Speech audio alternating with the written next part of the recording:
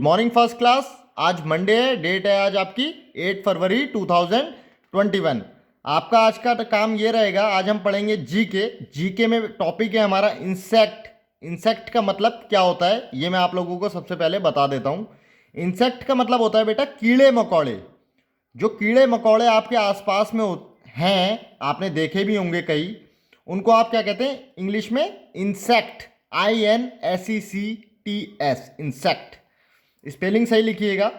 तो ये कुछ इंसेक्ट्स के नाम है 8 तक, 1 से लेके 8 तक इंसेक्ट्स के नाम है। आपको ये इंसेक्ट्स के नाम याद करने हैं, इनकी स्पेलिंग याद करनी है और ये 3-3 बार लिखने हैं। यही आपका आज का काम रहेगा। मैं आपको हिंदी में इनका मतलब बताता हूँ, कौन सा इंसेक्ट कौन सा है। तो सबसे पहला वाला आपका जो इंसेक्ट है वो है एंटी एंट। एंट का मतलब होता है चींटी। चींटी भी एक इंसेक्ट है। 3-3 बार आप लिखेंगे एंटी एंट, एंटी एंट, एंटी एंट। दूसरा वाला आता है HONEYBEE, honey bee. Honey bee का मतलब होता है मधुमक्खी। आपने मधुमक्खी देखी होगी ना, और उसका छत्ता भी देखा होगा। उसका छत्ता जब हम साफ करते हैं तो वो ज़्यादातर शहद उसके छत्ते में निकलता है। थर्ड वाला है हाउस फ्लाई। हाउस फ्लाई का मतलब क्या हो गया? हाउस फ्लाई का मतलब है जो घर में आपके मक्खियां होती हैं उसको आप क्या कहते हैं? House fly. वो भी एक इंसेक्ट है। फिर आता है BUG, बग। बग का मतलब क्या हो गया? खटमल। खटमल आप 3 बार यहां लिखेंगे और बग को खटमल कहते हैं। MOSQUITO, mosquito.